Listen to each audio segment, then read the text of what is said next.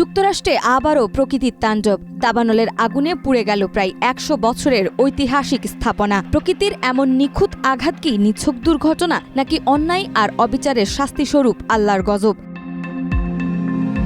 যুক্তরাষ্ট্রের অ্যারিজোনায় ভয়াবহ দাবানলে পুড়ে ছাই হয়ে গেল ৯৬ বছরের পুরানো ঐতিহাসিক গ্র্যান্ড ক্যানিয়ন লজ। এই দাবানল শুধু একটি হোটেল নয়, গ্র্যান্ড ক্যানিয়নের আশেপাশে আরও অন্তত ৫০ থেকে ৮০টি স্থাপনা ধ্বংস করে দিয়েছে। ন্যাশনাল পার্ক সার্ভিস এনপিএস নিশ্চিত করেছে, ড্রাগন ব্রেভ অফ ফায়ার ও হোয়াইট শেস ফায়ার নামের দুটি দাবানল গ্র্যান্ড ক্যানিয়নের নর্থ রিম জুড়ে ভয়াবহভাবে ছড়িয়ে পড়েছে। ফলে পুরো এলাকা বন্ধ ঘোষণা করা হয়েছে এবং শত শত পর্যটক ও স্থানীয় বাসিন্দাকে নিরাপদ স্থানে সরিয়ে নেওয়া হয়েছে।